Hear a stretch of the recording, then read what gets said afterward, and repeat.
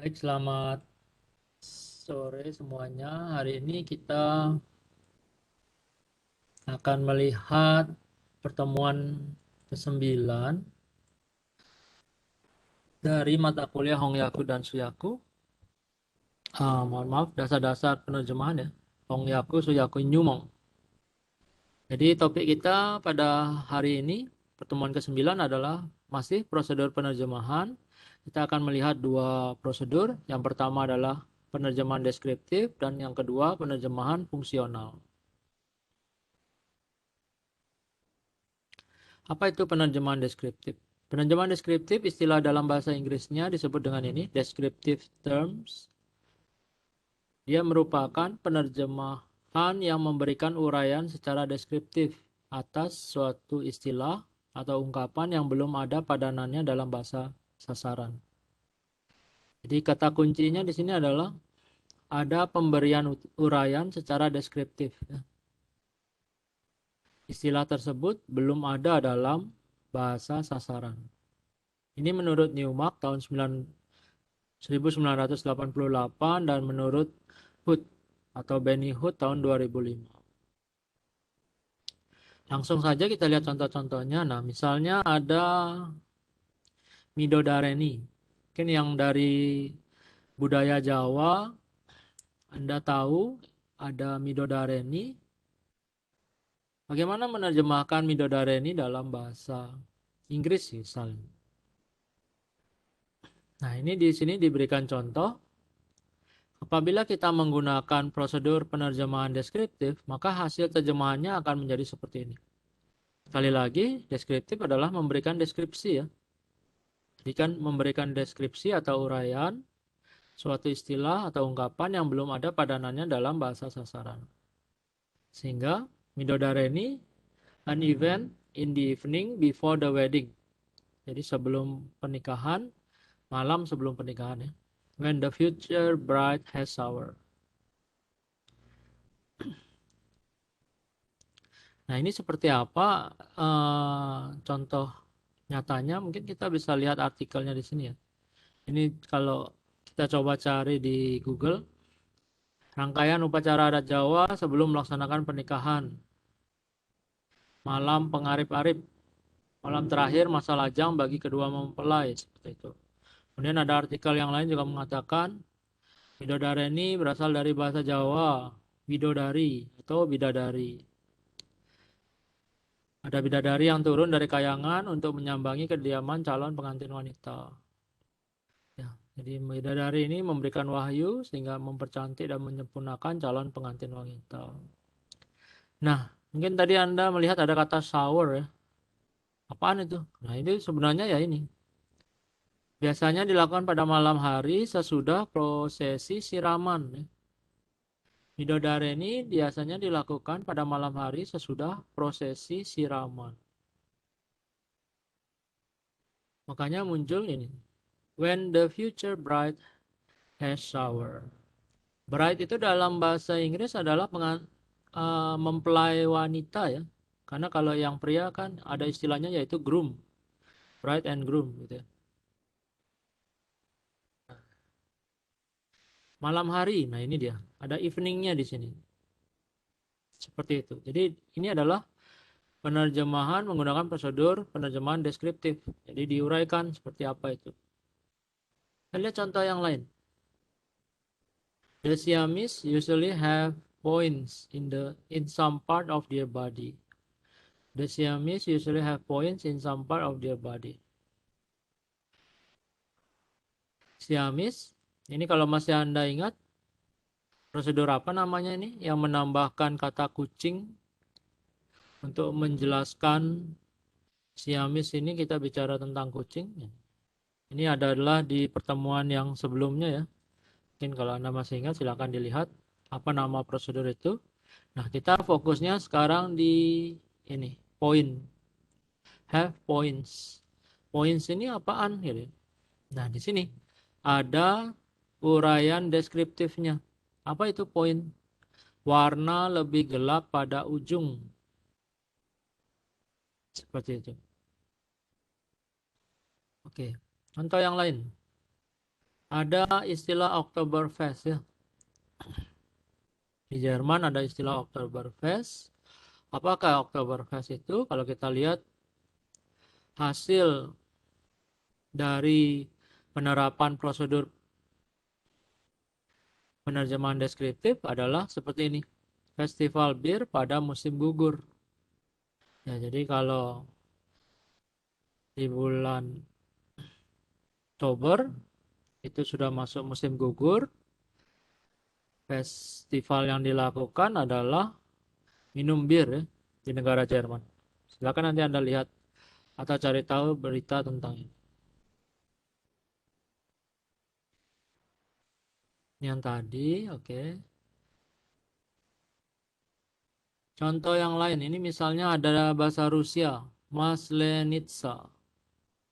Maslenitsa, apa itu? Ya, kalau kita gunakan prosedur penerjemahan deskriptif, maka kita akan memberikan uraian. Maslenitsa adalah karnaval perayaan akhir musim dingin menjelang musim semi dengan kebiasaan memanggang pancake dan mengadakan hiburan yang terjaga dengan baik. Ada bahasa sumbernya bahasa Korea, Doljanchi gitu misalnya. Apa itu? Ya, pesta perayaan kelahiran bayi sebelum usianya genap setahun. Contoh yang lain, orang malah sudah merancang akan terbang seperti Gatot Kaca, seperti Icarus. People were even planning to fly like the shadow puppet character Gatot Kaca, like Icarus. Nah, ini kita fokusnya di Gatot Kaca ya. Bagaimana menerjemahkan Gatot Kaca kalau menggunakan prosedur penerjemahan deskriptif? Diberikan deskripsinya ya. Uraiannya secara deskriptif. Gatot Kaca itu adalah karakter pada wayang. Ini seharusnya puppet ya, mohon maaf, shadow puppet. Oke. Kemudian kita lanjutkan lagi. Contoh yang lain. Dan segera muncul seorang wanita pribumi berkain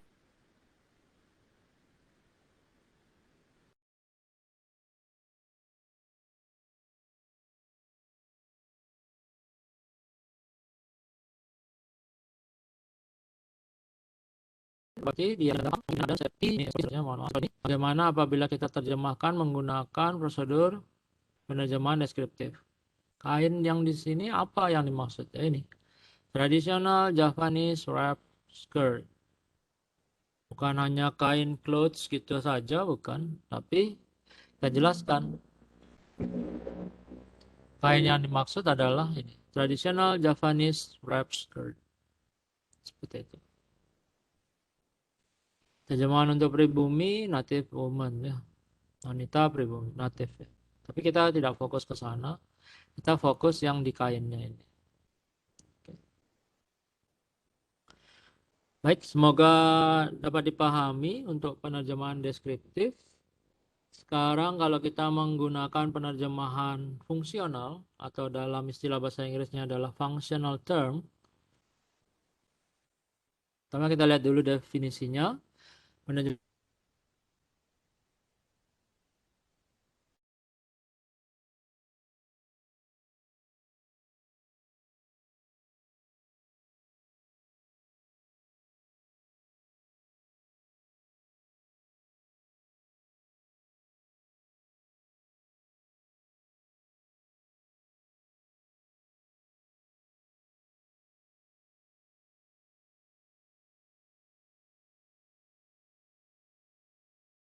ini biasanya prosedur ini digunakan untuk istilah-istilah khusus di suatu bidang.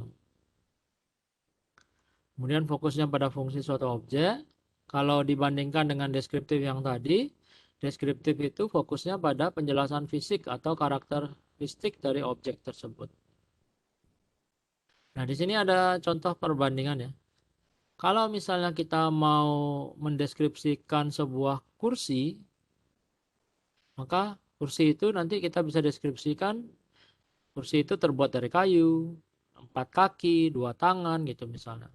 Tapi kalau kita mau melihat kursi itu dari fungsinya, maka kursi adalah tempat untuk duduk.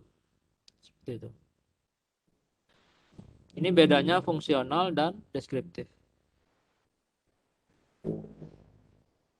Mari kita lihat bagaimana menerjemahkan a little. Nah, ini bukan little ya, tapi liter. Liter itu kalau Anda tahu sampah gitu ya. A liter tray. A liter tray. Tray itu kan kalau Anda cari di kamus mungkin baki artinya. Ya. Tapi kalau bicara tentang memelihara hewan kucing, a litter tray itu adalah kotak. Jadi bukan lagi terjemahannya baki, kotak untuk buang air kecil, buang air dari kucing gitu ya. Seperti itu. Dan ada bahasa Jerman. Ini ya, apa bacanya nih? Dazimmer mungkin ya. Nah, ini apa? Gitu ya. Ruangan untuk tinggal di bawah atap. Contoh yang lain, ini dalam bahasa Jepang, obi. Bagaimana kita menerjemahkan obi menggunakan prosedur penerjemahan fungsional. Kalau Anda lihat contoh-contoh yang sebelumnya, mungkin sudah Anda pahami bahwa kata kuncinya itu adalah ada kata untuknya gitu ya. Karena kita bicara tentang fungsi kan. Jadi obi itu ikat pinggang, tapi bukan sembarang ikat pinggang yang digunakan untuk mengikat kimono dan yukata agar tidak lepas sekaligus sebagai hiasan. Jadi selain sebagai untuk mengikat agar tidak lepas, dia juga bisa digunakan sebagai hiasan. Itu adalah obi, seperti itu.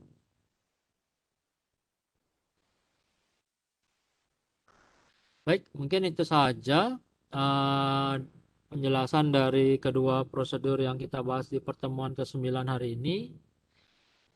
Bagi yang kurang jelas, silakan bisa dibaca kembali Microsoft Word yang ada di OHS-nya. Untuk tugas, mungkin karena setelah UTS, jadi saya belum kasih tugas ya. Kita bertemu lagi minggu depan untuk di pertemuan ke-10. Kita bahas prosedur penerjemahan yang lain. Selamat siang untuk hari ini. Terima kasih.